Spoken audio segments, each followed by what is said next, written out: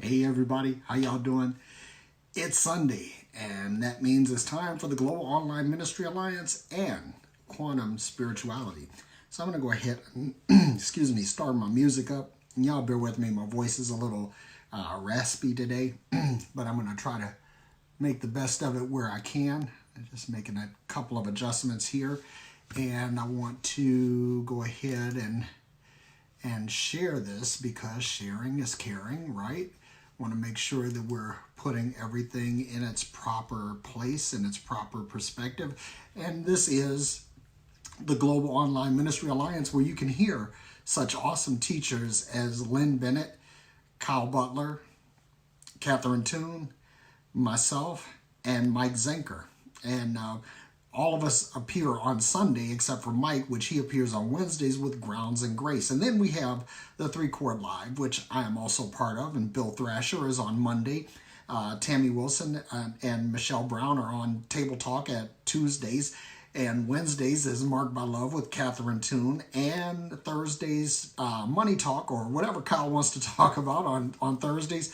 He's on a brief hiatus, and we're looking forward to his return. And then Friday is Phreology Friday with me. And Mike Zenker is our rover. He's like just all throughout 3-Chord, and he's dropping nuggets of wisdom through there. And also we have the hot mic on Tuesday nights with me and my wife, Angela. And so I still haven't shared this because I guess I'm having a bit of cranial flatulence this morning, but here we go, Global Online Ministry Alliance, and we are now sharing that. Okay, cool. So that's pretty much all of the groups and everything, and I'll have to give a shout out to the Grace Line with Kyle Butler and Lynn Bennett, which airs on Mondays and Wednesdays. So you don't want to miss that either.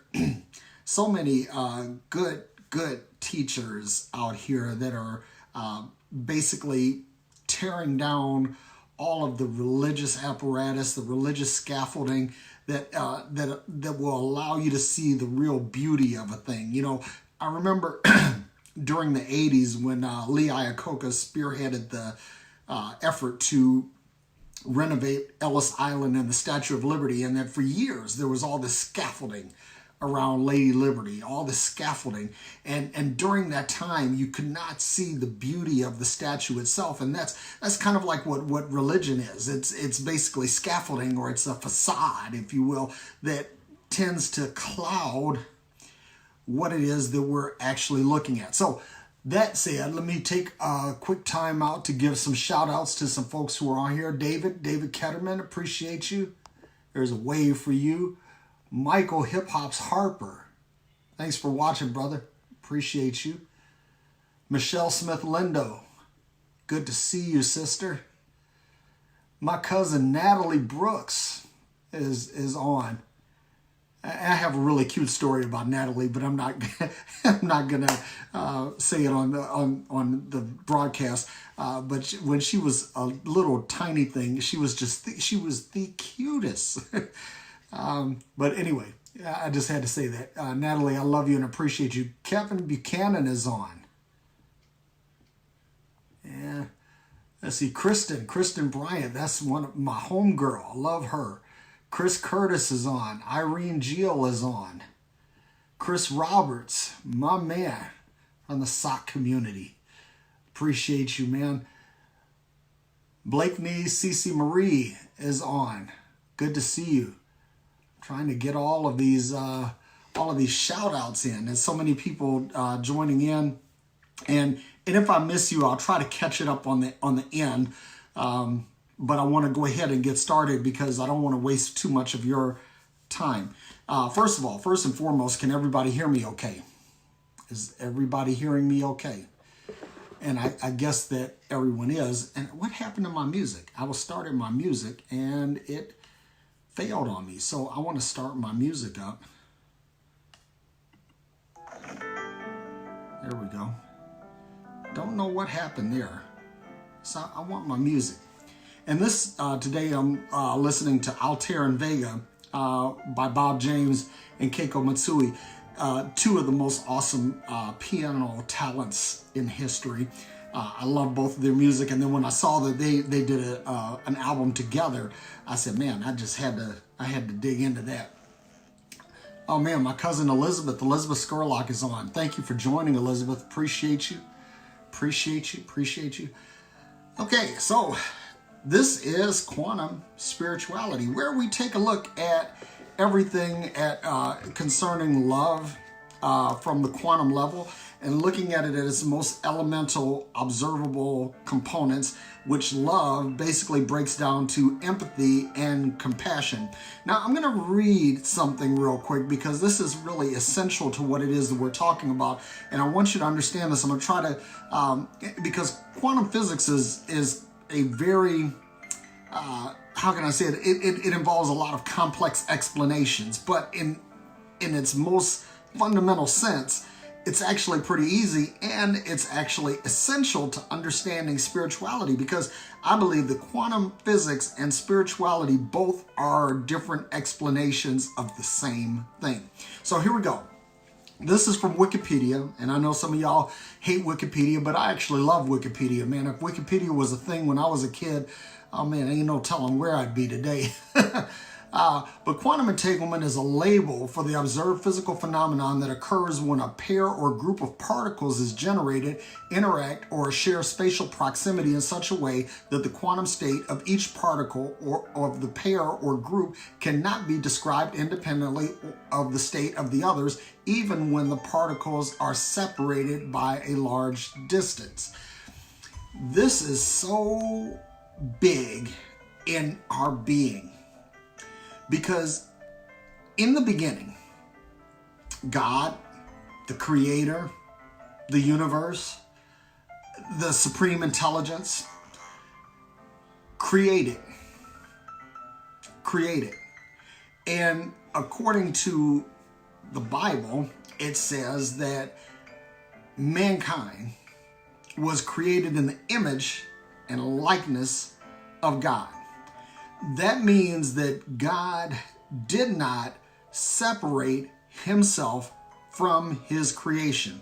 In other words, the same attributes, the same characteristics, the same nature that is God, that is creation, that is the universe, is you. Okay? And that's really, really cool stuff to get, because it changes how you see yourself. It changes how you see humanity. Listen, your humanity and your divinity are one and the same. Can't be separated, okay? So, when God created, he quantumly entangled his being with ours. See, and the way this is explained is that when the state of one thing changes, the state of the other changes, and you can't separate the statefulness of either being or particle. So that means that in order for this to be true, that means there never could have been a separation from two quantumly entangled particles. Man, this is really so good. You cannot be separated from God any more than basically everything is entangled. I mean, everything in the universe, all matter, all time, all space, all energy, it's all intertwined, it's all interconnected. And so here's the thing too, because see, when God created man, according to the Bible, he created a male and female, which means that in the beginning, he created a spirit. Then he went down to give us an earth suit, to give us a habitat for our spirit.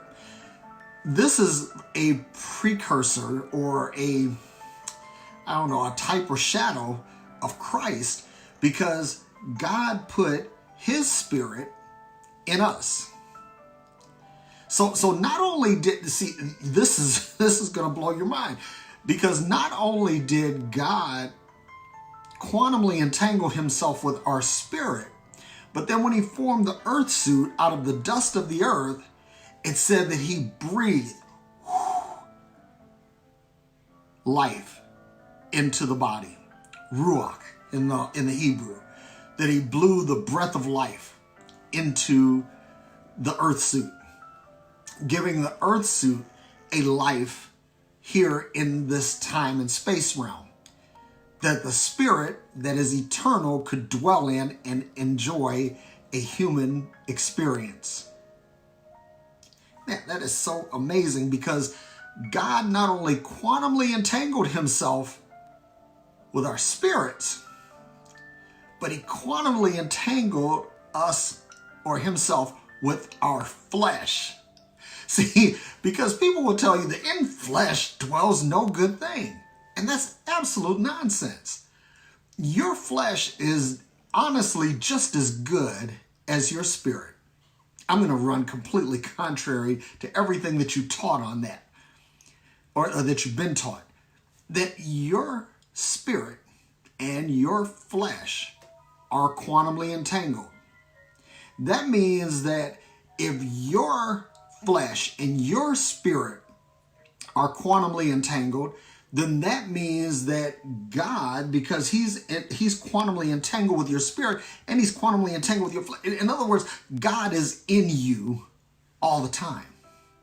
No matter what your behavior is, no matter what your belief is, no matter where you are on the faith spectrum, no matter where you are in terms of ideology, it doesn't matter. God is in you and you are in him, because you are quantumly entangled. You can't be separated. There is no centrifuge or any reactor or anything like that that can separate us from God. And this is why Paul was able to say that neither life nor death, nor height nor depth, nor principality nor powers will ever separate us from the love of God. We cannot be separated from God's love, because we cannot be separated from God. Now, I want to take this quantum entanglement a step further, because see, what I'm trying to get you to understand here is to see your divinity. Because here Jesus said, I and the Father are one. If you've seen me, you have seen the Father. But then John writes that as he is, so are we in this world right now. Not in the sweet by and by, not when we translate from flesh to spirit, not in the ages to come or anything, but right now, right where you are, whatever state Jesus is in, so are you. Now, that's what your Bible says. Don't take it from me. That's what it says. So if you are like him, and God is divine, God is eternal, the only things that we are not like God is that we don't have the omni. We're not omniscient.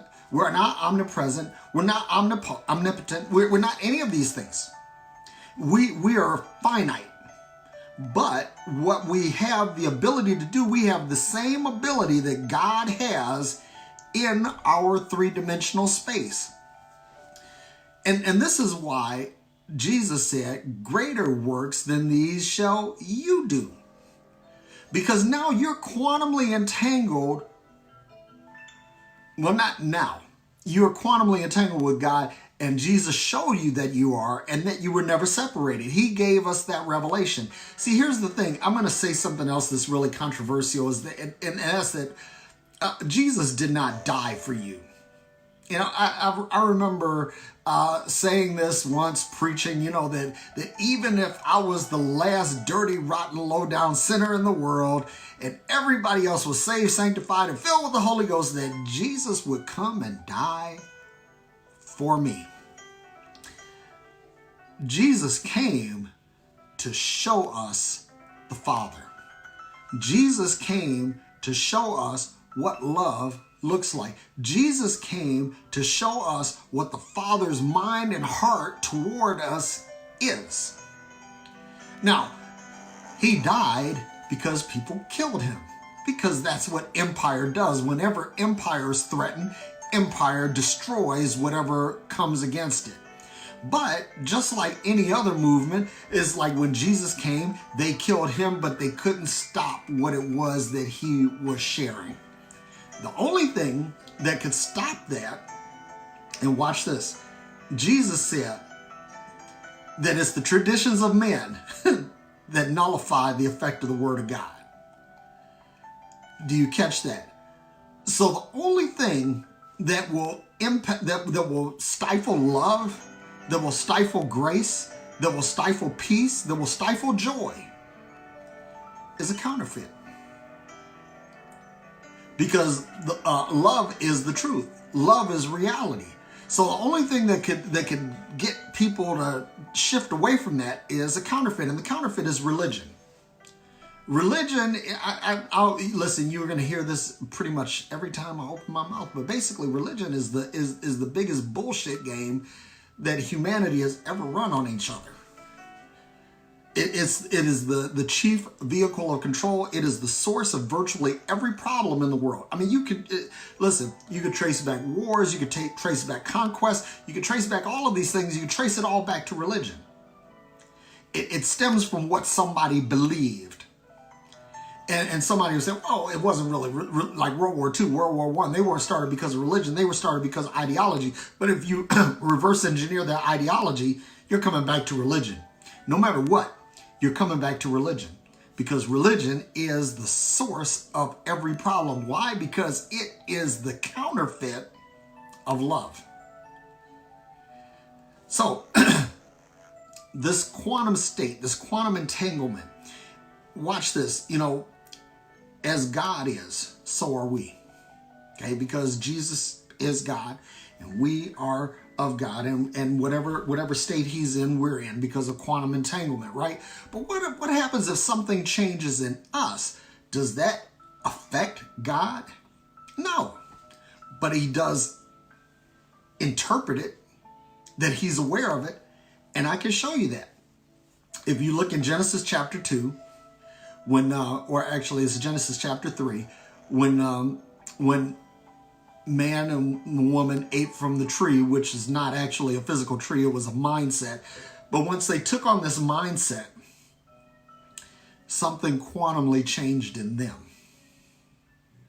And just like how Yoda would say there's a disruption in the force, God felt it. Now, is God changed by it? No, God is the same. He's inert, always the same. He is always love. But this, moved him in some way. I won't say that influenced him, but it affected him. And not even affected him, but he was aware of it. It created an awareness, or his awareness perceived it. I'm trying to find the best way to say that. But anyway, let me keep going. Because when people think that when we do something that's quote unquote sinful, that somehow this pisses God off and we suddenly fall out of grace with him. And watch this. The biggest purveyors of this line of nonsense are quote unquote Christians, because they're the ones that are teaching people who are supposed to be secure in their salvation that, okay, God loves you and your salvation is secure, but you better not do this, and you better not do that. You better not say this, you better not think that, you better not read this, you better not watch that. Because if you do, you, my brother, you, my sister, could wind up in hell. So we're secure, but only to a point. But, and which leads me to my next point, which is going to be just, I don't know. You call it what you want. But Jesus didn't save us from anything. Because if Jesus was saving us from something, it would mean either that we were separated from the Father and he was saving us from this separation, which is not true, and he came to clearly show us that, or that he was actually saving us from the Father. And that's the whole penal substitutionary atonement, or PSA theory, that somehow, Jesus had to step in and quench the wrath of God, that he had to provide the blood sacrifice to stay God's punishment and judgment until later.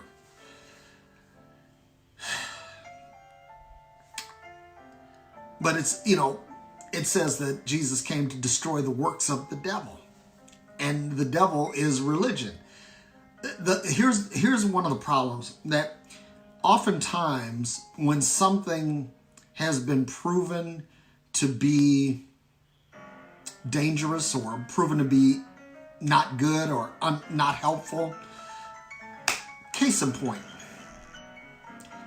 Nazi Germany, nobody in their right mind will disagree that with that National Socialism, the Nazi Party, was not a blot on the timeline of humanity. Nobody would disagree with that. And yet, even though it was thoroughly defeated in World War II, here in 2019, you have resurgence of Nazis. See, the thing is that you can destroy a counterfeit, but the essence of the thing, it's bound to manifest itself somewhere else, because that's just humanity. But the thing is that if we could get to the point where we understand our divinity and understand that we're all quantumly entangled. See, if I do something that causes you not to eat, it may seem like that affects you. But the reality is that because of quantum entanglement, even what I do to try to harm others is actually harming me. And if I look at this from the standpoint of self-love being the beginning of everything, then if I don't understand loving me, I can't love you, I can't love God, I can't love anything. So if I do something to hurt you, that means I have an innate or hidden desire to hurt me. And so the thing that we have to do is we have to get past this notion that somehow I must hurt myself, or I must cause myself some struggle, some strife, some pain, or some discomfort in order to grow. You know, I hear all the time. They say, well, there's no growth without discomfort. And, I tend to disagree with that now. I think that you could give somebody an absolutely pleasant experience and you can actually teach them. That you don't need hard times or hardships. Now, hardships do come. And when they come, there's the whole 90-10 rule. Life is 10% of what happens to you and 90% of how you react to it.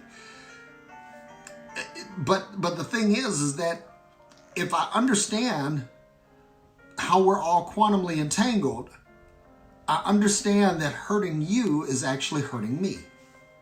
And so if I look at it again from the standpoint of self-love, I can't say I love myself if I'm doing something to hurt you. See, now, some people have a twisted sense of self-preservation, and they think that it's a zero-sum game, and that in order for me to survive, somehow you have to be subordinated. It's not the truth. That's not the truth. You have to think about this, that, this wisdom, this love that created everything, that surely his or her omniscience, looking forward into time, would see what all of humanity needs. Do you know that there are 7.5 billion people in the world? And there is enough food produced in this world today for 11 billion people. That means that there is no shortage of food. What there is a problem with allocation.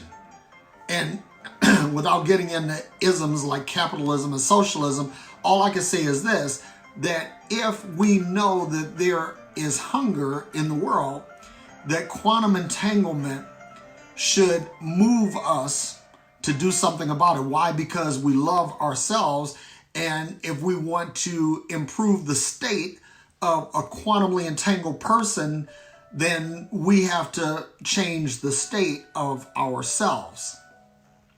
This is really, I can't tell y'all, this is, for me, I think this is really, really cool. But it also speaks to something in humanity that we really need to address. And that's that we are one. We are one. As God is one with Jesus, we are one with him. We are one with God. We are one with creation. We are one with the universe. And the problem with this is, Paul wrote in Romans that all of creation groans with the earnest expectation of the manifestation of the sons of God. In other words, you, me, we are the sons and daughters of God, that all of creation is waiting to show up. And how will creation know that we have shown up? Because we're here, right? We're here. But why is creation groaning out?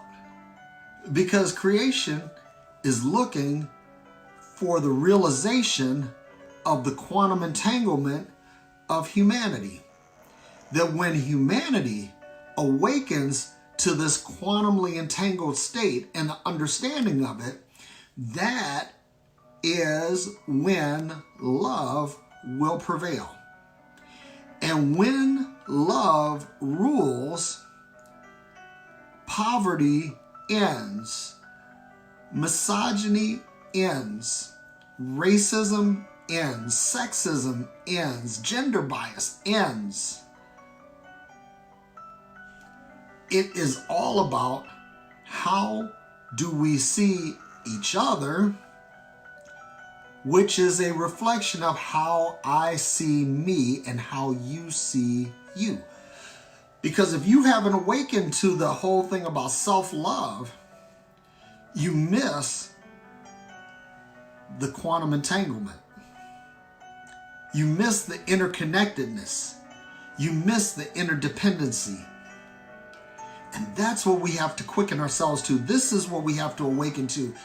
Now is the time for us to step up, step out, get outside of our comfort zones, and really begin to love one another. And when I say love, I'm not talking about kumbaya, touchy-feely, we are the world kind of thing. I'm talking about just genuine empathy and compassion.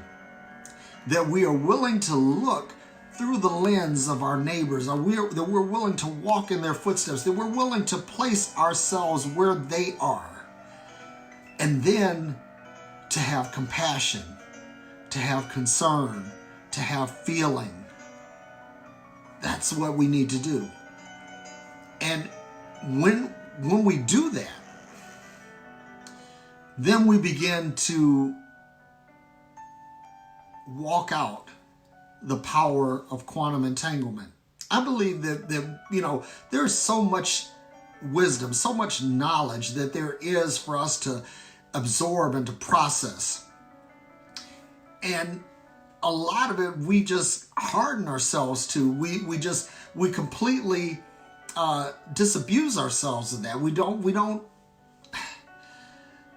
But if we can get to the point where I know that I love me, and just like I would never do anything to harm me, I won't do anything to harm you. Hezekiah Walker wrote this song, and I'm not so big into gospel or Christian music anymore, but he wrote this song called I Need You to Survive.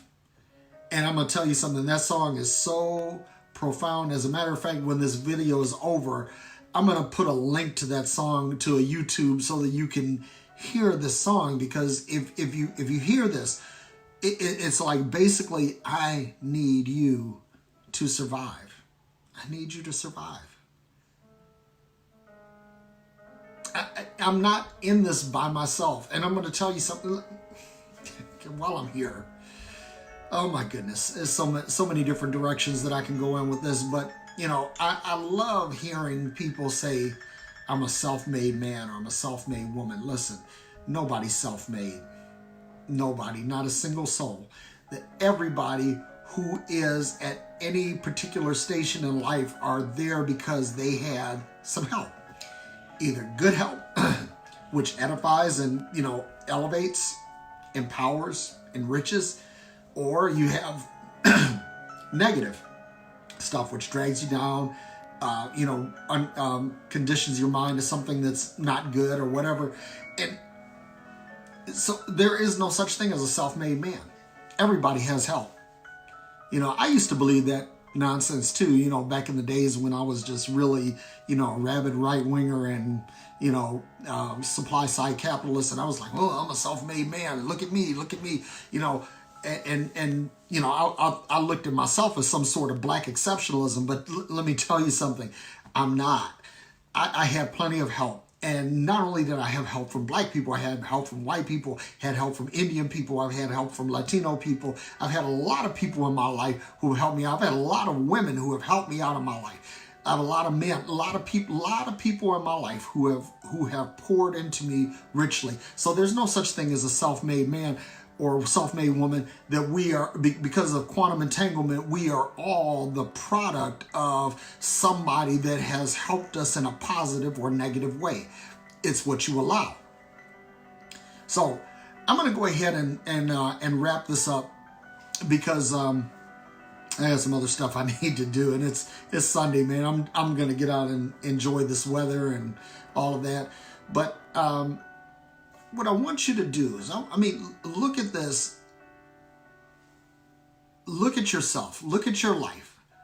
Look at where you've been, and look at where you are now. And then try to look forward into where you want to be. And you'll find that in order for you to have gotten to where you are, you had to have help. And in order for you to get where you want to be, you're going to need help. We talk about the law of attraction. Some of us here, we talk about the law of attraction and how what you project, you can expect. And in other words, if I speak good things into the universe, that I can expect good things in return. If I put good things in the universe, I can expect good things in return. And all of that is true. But what I want you to understand is that somebody, when you speak things into your realm, into your sphere of influence, do you realize that the response that you get, other than wisdom, which wisdom comes from the spirit, comes from the creator, comes from God, comes from the universe, right? But the execution always comes in the form of a human being, because that's the way creation is. That's part of the interdependency, the quantum entanglement, the interconnectedness, the interdependency of humanity. And I'll tell y'all, again, once we get to this, once we understand this changes everything. But as long as you see yourself as an island and, hey, I'm going to heaven, great for me, all the rest of y'all going to hell, too bad for you. And as long as you operate with that mindset, or, hey, I'm middle class or I'm wealthy, but hey, you're poor because you're stupid, right? Or whatever it is, that whatever the causality is, as long as you think that way, as long as you think in terms of separation of humanity, as long as you think of separation of classes, as long as you think of separation of races, separation of sexes, separation of genders, as long as you see all this separation, that's how you're going to operate. And you'll never operate in love, and you'll never experience this quantum entanglement that God has baked into every one of us in every single thing. See, you'll wonder, why am I missing this? Why am I missing out on this job that I'm trying to get on? Why am I missing out on the love that I deserve? Or why is it I can't get my marriage to work? I can't get my kids to behave? Do you understand that all of this has to do with how we're interconnected? And that your interconnections, that all of your various linkages on the mind map of your life, that they're not all your direct people. Quantum entanglement says that somebody on the other side of the world may have something that is influencing you. And likewise, you may have something that will influence somebody else on the other side of the world. Now, the question is, what is it that you want to send out? Do you want to send out good? Do you want to send out peace? Do you want to send out joy? Do you want to send out love?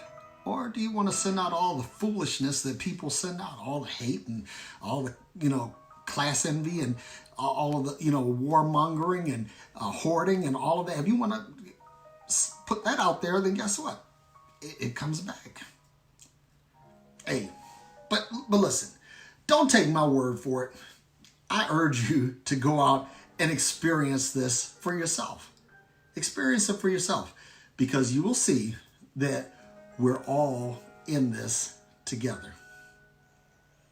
So that's what I have, and I'm going to go ahead and wrap it up, but I'm going to say hello to some folks. My Aunt Andrea is on. Thank you, Aunt Andrea. It's good to see you as always. Glenn Hartline, my man, one of the greatest grace teachers out there. Thanks for watching, Glenn. Jennifer Bates, thank you for joining. So good to see you. Fred Burns. Fred Talks. Catch his podcast. It's everywhere. Fred Talks with a Z. Instead of Talks with an S, Talks with a Z. Make sure you check him out. And let's see, who else? Wes Peters. Tenderheart. Thank you for joining, both of you. Archie Reese. Daniel Anderson, thank you for watching. Yeah, my screen is slow to respond. Erna Thong, thanks for watching. Steve Saunders, my Navy buddy. Linda Matthias, thank you, Linda. Good to see you, sister. Hope all is well with you. Hope you're mending well. Kelly Luzier Scott, thank you for watching. Holy smokes, there's a lot of people that join. Cynthia Burnside, one of my Agape Dominion family. My cousin Dawn Lisette is on. Thank you for watching, Dawn, or Lizette. I call you Lizette. My sister-in-law, Dawn, another Dawn. This is Dawn Orlisha is on. Thank you for watching. Satish, thanks for watching. Jeanette, I so appreciate you. You share so much of my stuff. I really, really appreciate you. And I think that pretty much covers everybody. So I'm going to go on ahead and, hop on my horse, put on my big white Stetson, and I'm going to ride off into the sunset, because this is like a great day to do that. But I want to make sure that you tune in on Monday for Bill Thrasher on the 3-chord. And then on Tuesday, make sure you tune in for Table Talk with Michelle and Tammy, and also the Grace Line. Actually, Grace Line is on Monday. Sorry, Monday, Grace Line, 9 p.m. Eastern. 8 p.m. Eastern. Grace Line, 8 p.m. Eastern time. And then Tuesday, like I said, Michelle and Tammy, and then we have the Hot Mic at 8 Eastern time with me and Angela. Wednesday, Catherine Toon, Marked by Love. Thursday, we have Kyle Butler, and he's been on Money Talk, and it's been good stuff.